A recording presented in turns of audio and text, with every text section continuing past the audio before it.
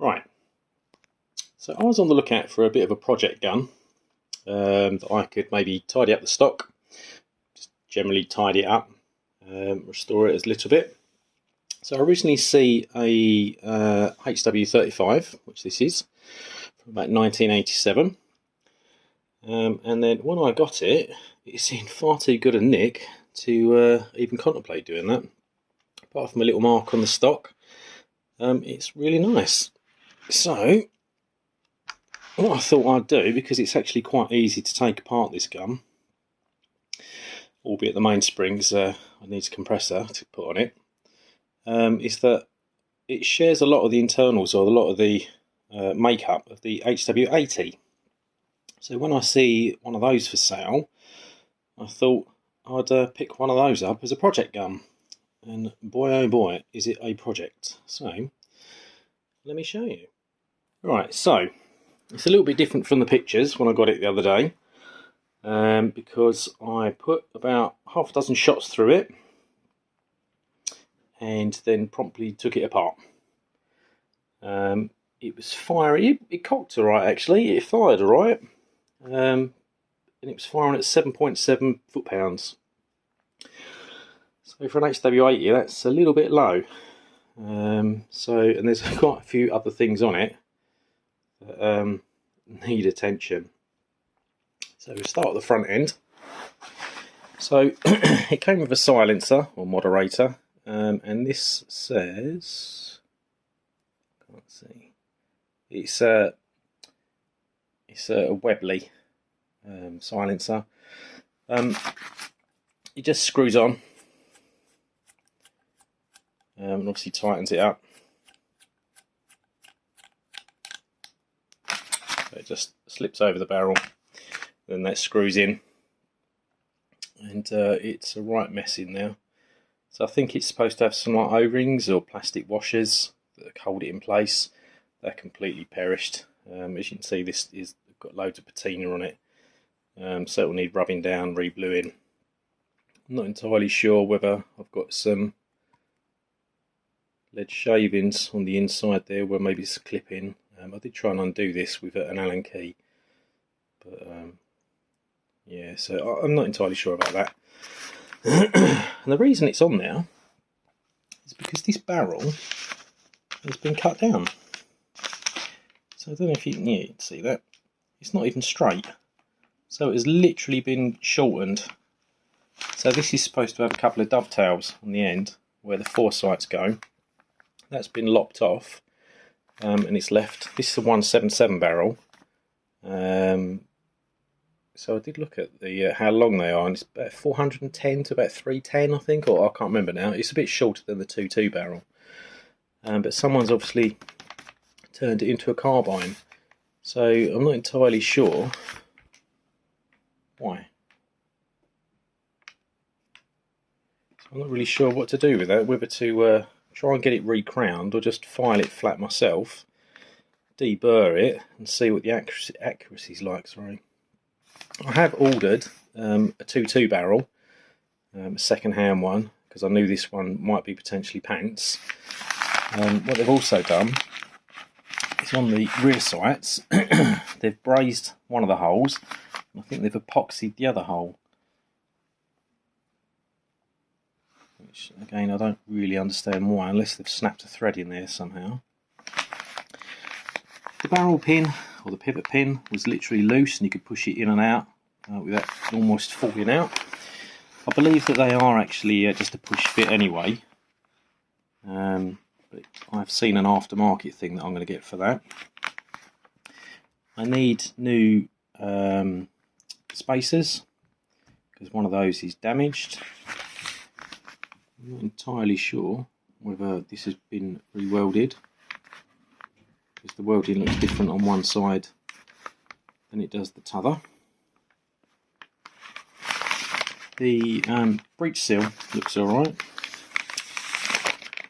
and then I won't be able to take it out because I put the pins back in.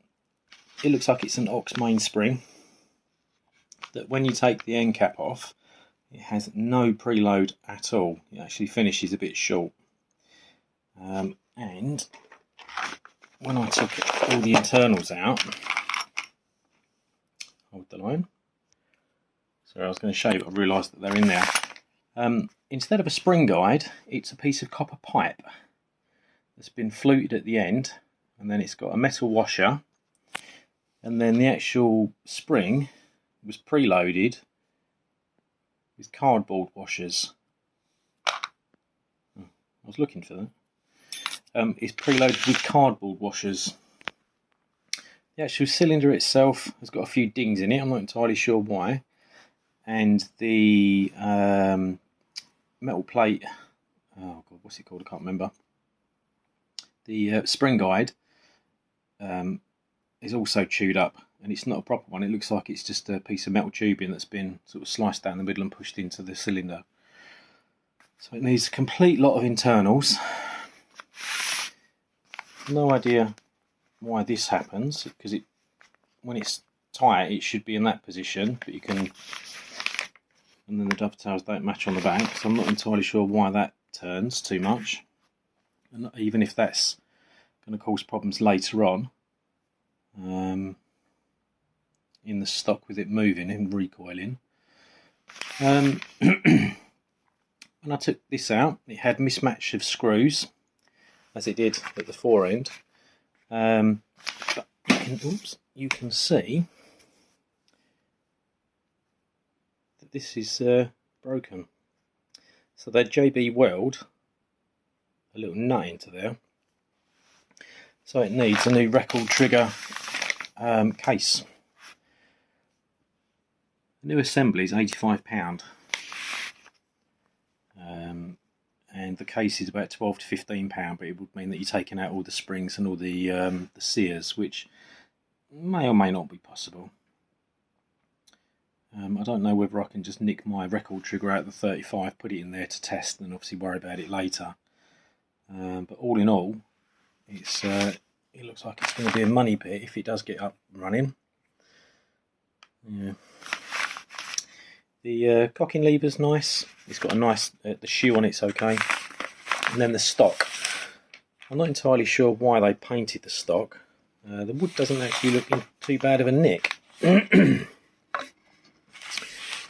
Not entirely sure whether some of these are some little dings or marks and they've put some filler in them. I'll get some paint stripper on it. But all in all, it's come back nice, except they'd rubbed off the checkering. So I'm sort of sanding it back to try and get rid of the lines, and obviously then will be a smooth stock. But yeah, I've no idea why they got rid of the checkering and then painted it.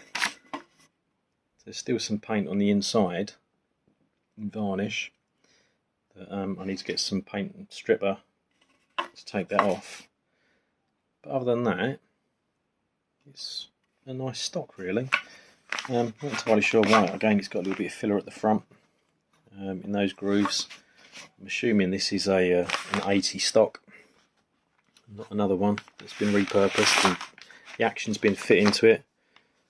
I've got some True Oil and some Perma Blue coming, so it'll be restored. I'll sand all this back, re-grease it, get some new internals, try it with a new barrel, and see if it's actually worth keeping or whether it's worthwhile repurposing the parts, doing them up, restoring them and selling it individually to as opposed to a whole gun. But I wanted a project, and I didn't realise I was buying so much of a project. It was bought from a dealer. I'm assuming it's for trading. So I had pictures and I asked what was the matter with it, because it was being sold as a restoration, and they said that it just had some mismatched screws at the front. Yeah, I don't suppose they took it apart and realised how bad the action was. But yeah, so that is the little Project HW80 that I'll be doing over the next couple of God knows how many weeks and months. And hopefully it gets up and shooting, because it should be a nice gun actually, because I enjoy the 35 and this is obviously just a bigger brother to it. And we'll go from there, so watch this space.